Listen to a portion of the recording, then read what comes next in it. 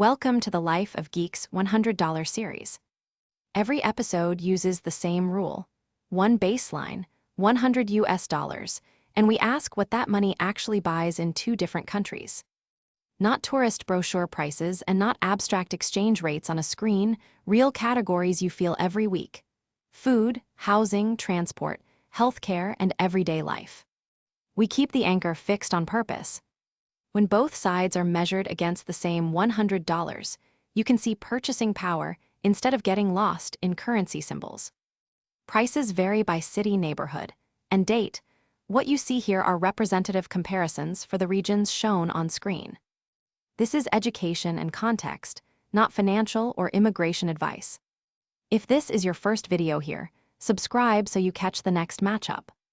If you have been here before, the comparison still starts the same way, because new viewers need the frame. Drop a comment with the two countries you want next. Let's see what $100 really means. Today, Mexico City versus California. Here is the whole test in one sentence. The same $100 lands in Mexico City, where it becomes about 1,800 MXN, and it lands in California, where it stays $100 but faces California prices. We will count the same card on both sides: simple meals, grocery staples, rent, share, transport, internet, and the everyday pressure those categories create. This is not a contest about which place is better. It is a receipt-level look at buying power. Food will show the gap first, housing will keep it honest, and the final scorecard will show where the money stretches and where it disappears. Start with food, because food is the fastest category to feel. In Mexico City, a simple local meal in this model is about 200 MXN. That makes $100, roughly 9 inexpensive meals. In California, using a $23 meal anchor, the same baseline buys about 4. Those meals are not identical experiences, and quality can vary a lot. But the difference is still sharp. In Mexico City, the note can become days of simple eating. In California, it can become a few stops before the receipt starts to hurt. Now move from cooked meals to groceries. Put chicken, eggs, and rice in the cart. In Mexico City, $100 can mean about 15 kilos of chicken, 36 dozen eggs, or around 51 kilos of rice, depending on market, quality, and season. In California, the same note is closer to 7 kilos of chicken, 19 dozen eggs, or 25 kilos of rice. This is where the comparison becomes household math. A bigger grocery basket does not solve every problem, but it can change how many ordinary meals you can build. Housing is where the comparison has to slow down.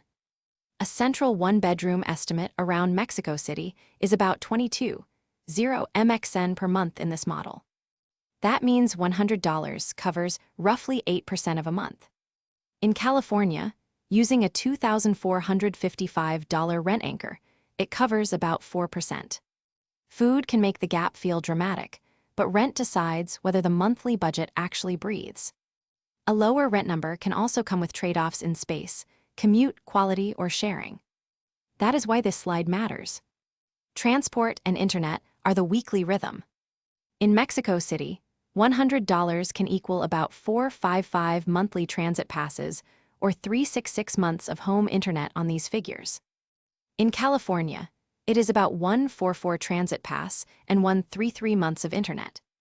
California may give you highways, jobs, services, and convenience, but the cash leaves faster. Mexico City often gives you more small daily moves per dollar, especially if your life fits local transit, walking, short rides, or neighborhood shopping. Now imagine a full local day in Mexico City.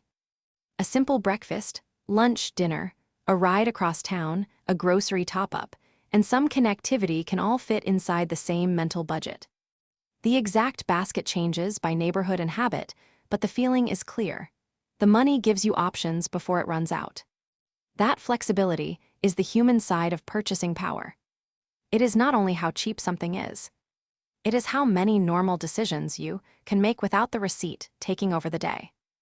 Now put the same $100 in California. A few meals, a grocery run, fuel or transit, coffee, sales tax, parking, and one convenience purchase can drain it quickly. That does not mean California makes no sense. Wages, family, schools, companies, healthcare networks, and long-term opportunity can change the bigger picture. But the receipt pressure is real, and many viewers already feel it. The value of this comparison is that it turns that feeling into visible categories. The human context matters here. This is the diaspora and neighbor effect. California viewers already know the food, but the numbers make the contrast sharper. A price chart cannot tell you what a neighborhood feels like, what family support changes, or how income compares with local expectations. It also cannot measure safety, commute stress, building quality, healthcare access, or the value of being close to the people you love. So treat this as a buying power comparison, not a judgment of a city or the people who live there. Here is the scorecard. On raw buying power, Mexico City stretches $100 across most daily categories. Meals, groceries, internet, and transit go farther.